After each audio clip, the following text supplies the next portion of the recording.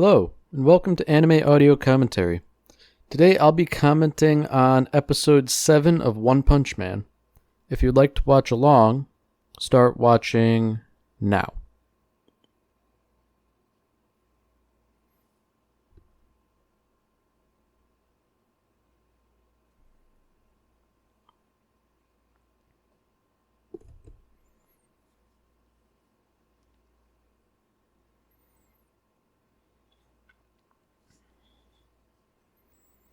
So it looks like we have an Armageddon situation here where a massive meteor is en route with the Earth.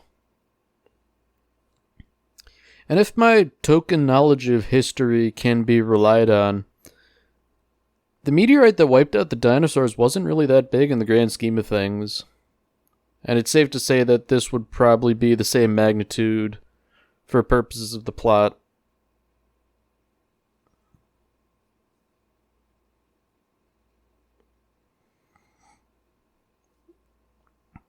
So the Hero Association knows what's up, and the first thing they're doing is basically just calling up all the S-Class heroes and people that could probably help in one way or another.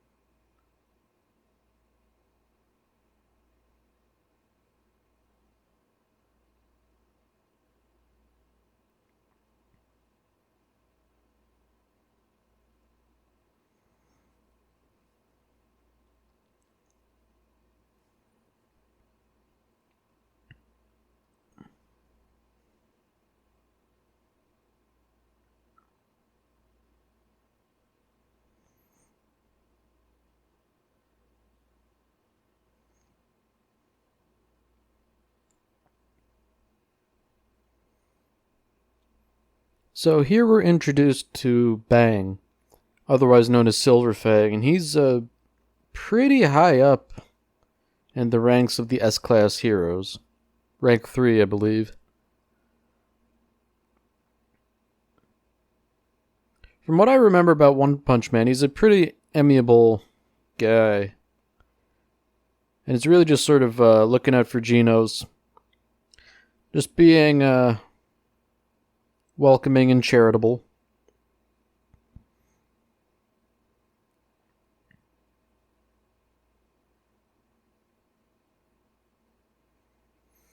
So Silverfang's kind of given a quick rundown on some of the other S-Class heroes and how some of them just really can't be bothered to do much of anything.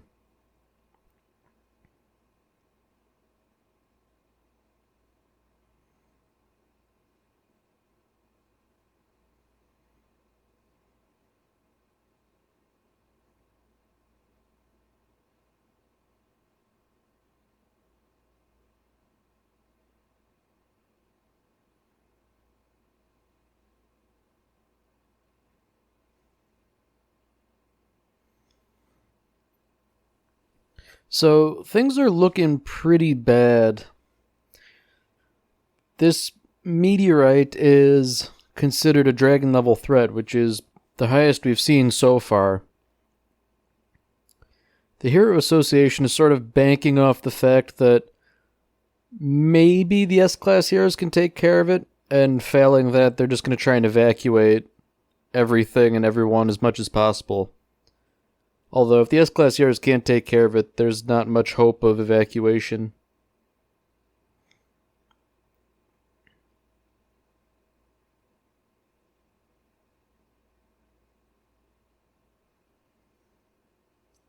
So, fairly predictably, the evacuation announcement just led to a massive traffic jam that sort of roots everyone in place so that no one can get to safety.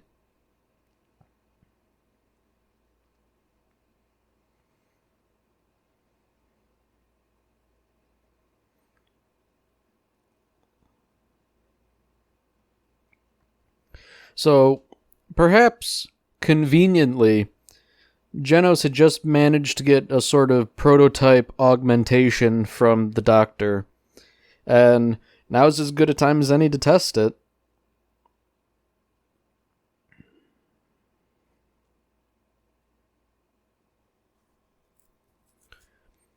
So he's deciding he's going to give it everything he has on the first try, just full power incineration cannon on this meteorite. And if he can destroy it, good. If not, everyone's doomed anyways. But before he can fire it off, we have an interloper here in the form of Metal Knight, I believe. He's also one of the S-Class heroes, and he's sort of like a robotics expert. So what you see there isn't actually him, it's merely a drone. Well, drone is probably too simplistic a term. I mean, it's a robot, but it's just remotely controlled. So he's sort of one of those heroes that Silverfang was alluding to. He doesn't care about the meteor. He only came to test his weapons on it.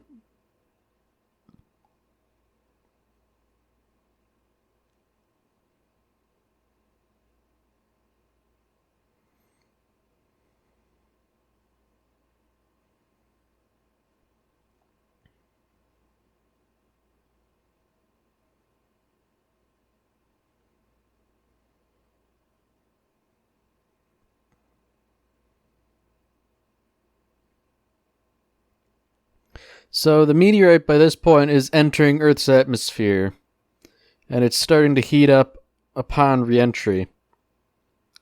Metal Knight fires off a whole salvo of missiles, thus sort of stepping on Genos' toes and preventing him from firing at it. The missiles put up a terrific show, but they don't really do much to stop the meteor. They merely look impressive.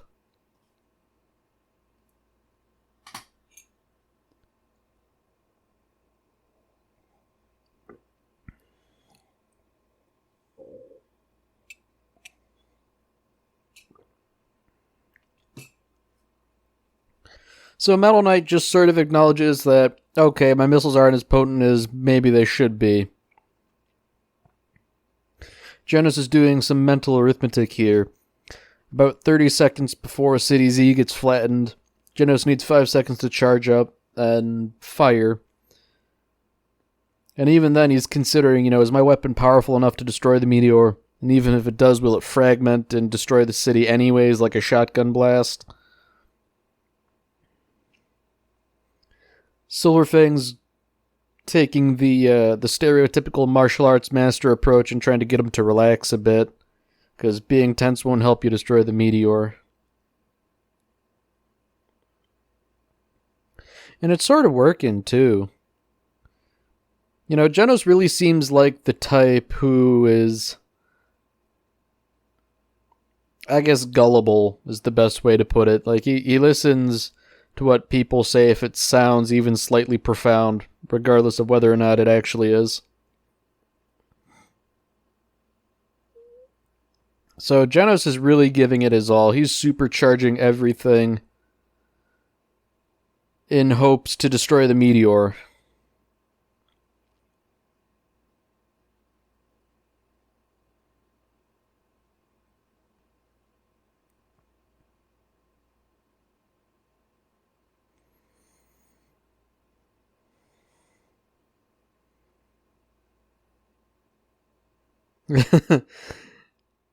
uh, Here we have Genos being gullible again.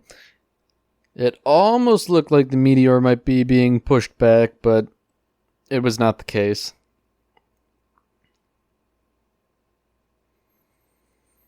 So Genos expends his power. Silverfang can't really do anything. And the meteor is now on its way.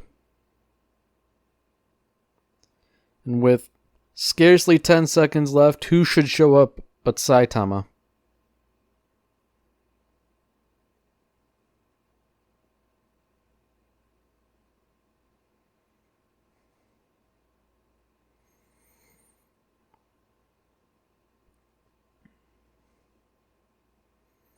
And Saitama jumps with such force that it shatters the building he was standing on.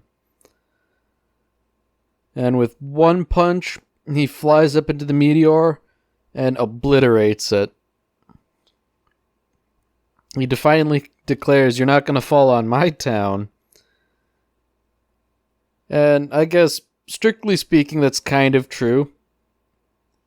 The meteorite, in its full form, won't shatter, or won't land on the town, rather, but instead, it's shattered into a whole bunch of pieces that rain on the town anyways.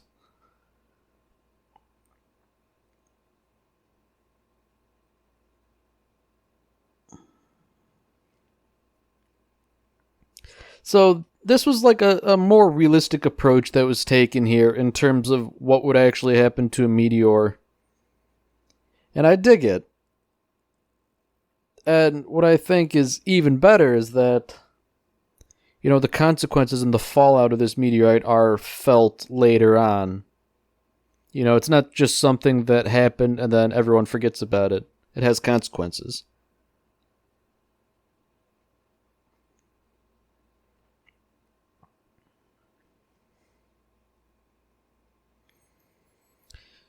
So, despite stopping the meteorite, a whole lot of City Z was still ravaged pretty hard since the meteorite shattered. And Genos is sort of pontificating about how, you know, the things have been planned better, maybe this could have been avoided. Saitama punched it, and then Metal Knight shoots down all the fragments, but that's not how it went down.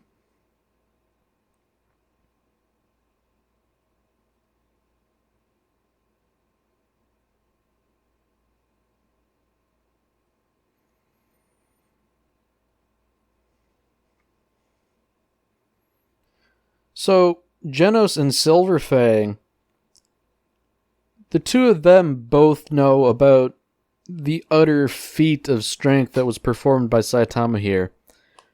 But they're really the only two, and everyone else is sort of treating the meteorite strike as though it was some grand disaster.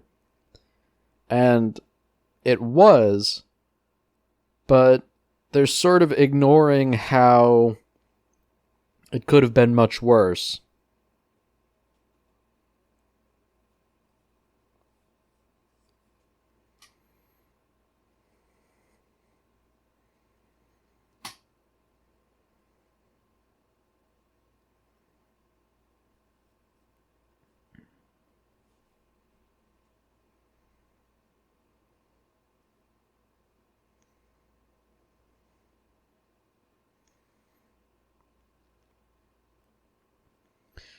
So here we sort of have a bit of a look into the internal politics of the Hero Association. Sure, Saitama got elevated to rank 5 in Class C, but considering how he basically carried the entire operation, you'd think he would have been elevated directly to A or S class. But Genos makes it sound like the Hero Association sort of assumed that he and Metal Knight did most of the heavy lifting and Saitama was just incidental.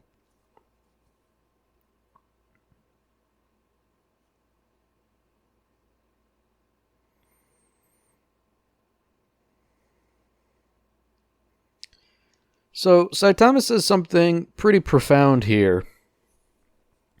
Genos is giving an outline about the different threat classes and how heroes look to the threat class before deciding whether to respond, and he jokingly says, You don't have to worry about that. And he means Saitama is so strong he doesn't have to worry about it, but Saitama responds, of course not, I wouldn't be a hero if I did that. Indicating that a hero should show up to counter a threat regardless of the personal danger. Which, in my mind, is closer to being a hero than weighing your own personal safety.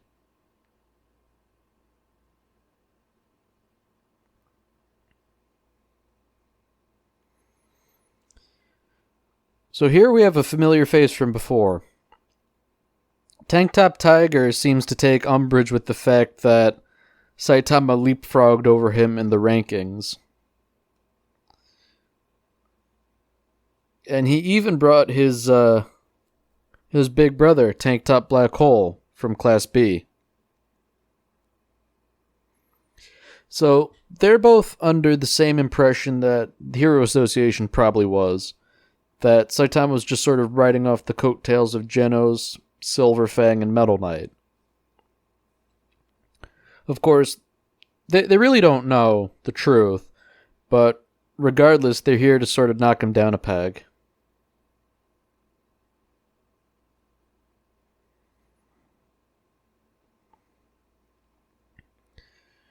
Tank Top Tiger wants to beat him up, but Tank Top Black Hole is more cunning and decides to ruin his reputation instead.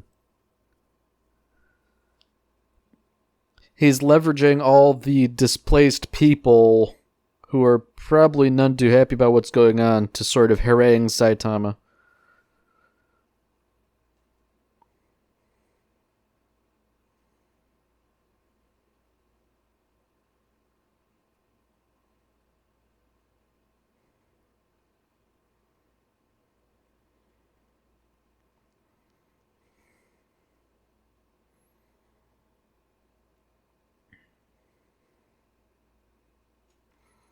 So they really start to work up the crowd and badmouth Saitama pretty hard.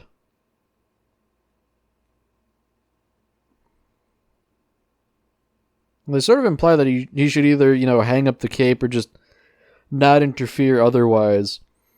And they've riled up the crowd to the point where they're sort of echoing the same sentiments.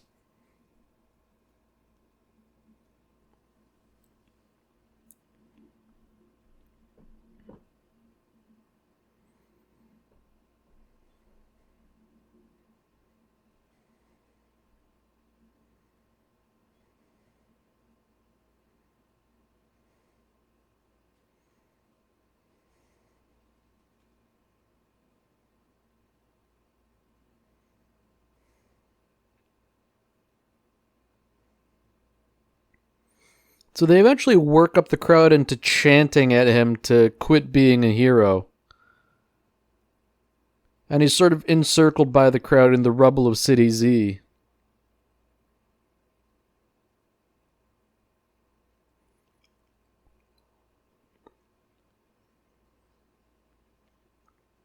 So Tank Top Tiger thinks that by now, surely, his pride should be broken, but it seems to me like it's projecting on his part. He and Saitama have entirely different motives, so while this might break his pride, Saitama may not care.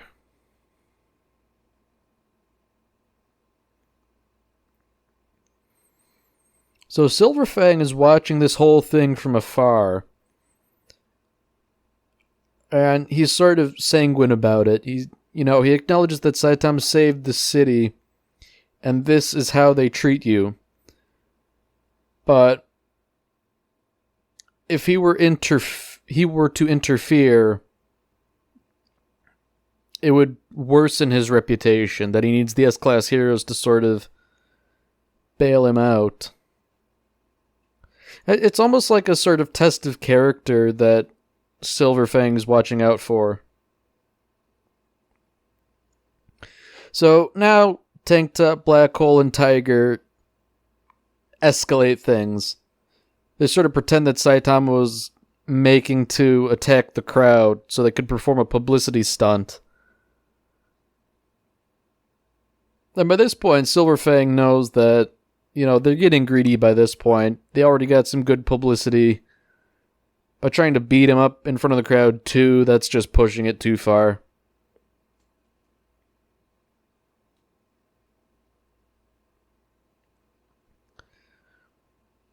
So it seems to me like these two guys really aren't thinking things through. If he truly was responsible for smashing the meteorite, then maybe they shouldn't tangle with him. But they both seem way too egocentric.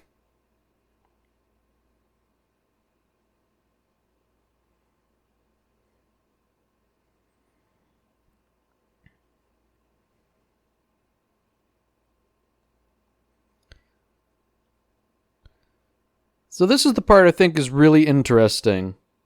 Tank Top Black Hole's crying, I'm sorry for lying. And Saitama says, no, he's not lying. I am the one who smashed the meteorite. And if anyone wants to complain, speak up. And then when they do speak up, he tells them to shut up because it was the meteor that smashed it.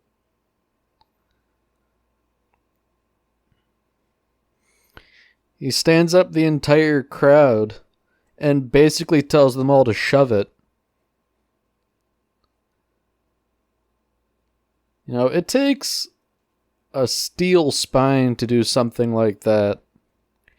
It's not easy to stand up to just a few people, much less scores of people like Saitama's currently doing.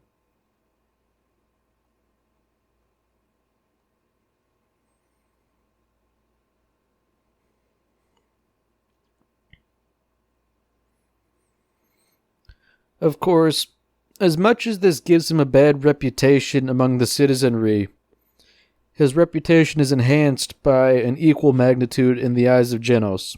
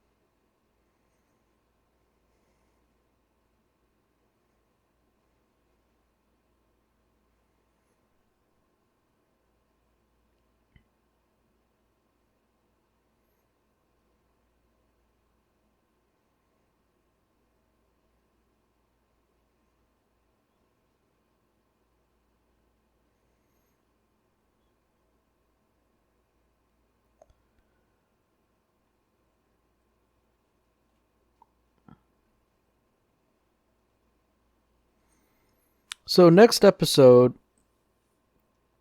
it seems like the rumors of Saitama having smashed a meteorite are spreading, and a threat from under the sea is planning to make its way onto land.